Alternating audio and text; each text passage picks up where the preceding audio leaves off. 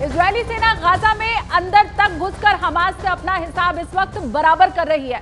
Gaza के ज्यादातर ऐसे इलाके हैं जहां पे धमाके हो रहे हैं। इन इलाकों पर इजरायली सेना ने कब्जा कर हमास के हौसले तोड़ दिए हैं। और इस एक महीने में इजरायल ने गाजा में इतनी तबाही मचाई है जिसके बारे में ना किसी ने सोचा था, ना किसी को अंदाजा भर था। गाजा में इमारतें खंडर हो चुकी हैं, हमास के ठिकाने मिट्टी में मिल चुके हैं। सुरंगों में इजरायली फौज ने घुसकर हमास के आतंकियों को मारा है।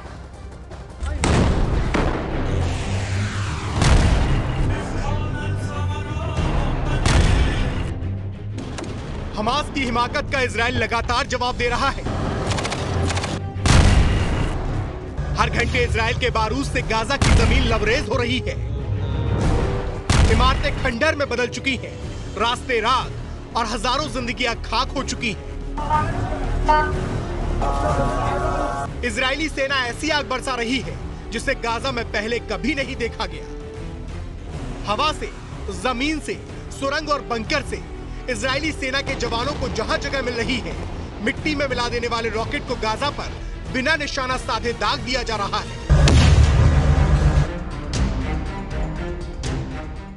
इजरायली फौज ने हमास के हर छोटे बड़े लड़ाके को, उनके ठिकाने को खत्म करने की सौगंध खा ली है।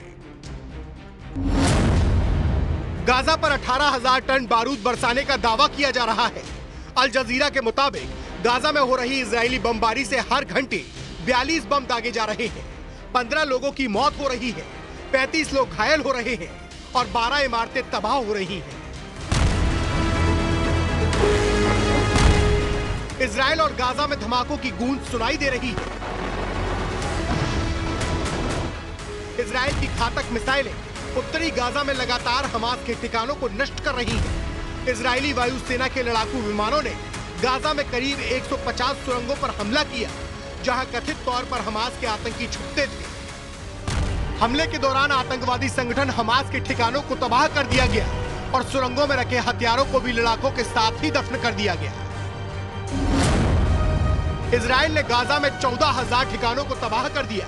इसमें हमास के 500 से ज्यादा रॉकेट सिस्टम, 100 से ज्यादा कमांड सेंटर तबाह हो गए हैं। इजरायली सेना के मुताबिक वो हमास के 50 से ज्यादा टॉप कमांडर्स को खत्म कर चुकी है।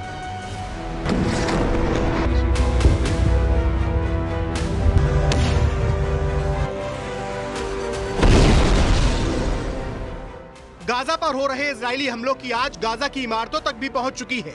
आंकड़ों पर अगर नजर डालें तो इजराइल की सेना ने 100 से ज्यादा एयर स्ट्राइक की है, जिसमें गाजा की 2 लाख से ज्यादा इमारतों को नुकसान पहुंचा है। न इजराइल की सेना रुकने को तैयार है और न ही हमास झुकने को तैयार है। दोनों के इस जंगी तेवर का अंजाम एयर स्ट्राइक, बमबारी, गोलीबारी, मरते लोग, तबाह होती इमारतें और बेघर होते बच्चों के साथ मरीजों को भुगतना पड़ रहा है।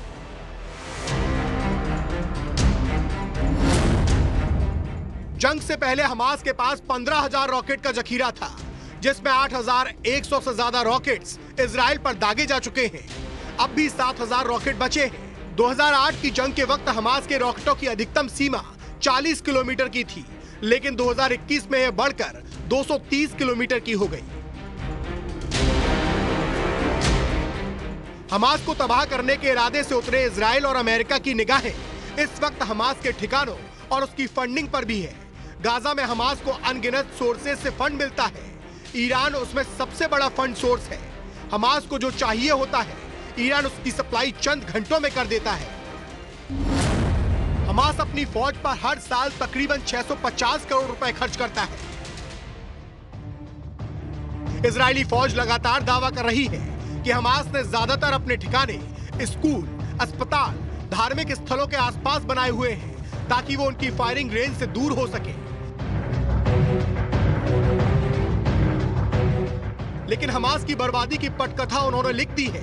उनकी बर्बादी उन्हीं के बनाए बंकर में होगी, उनकी कब्र उन्हीं की सुरंगों में बनेगी और उनका अंजाम होगा मौत।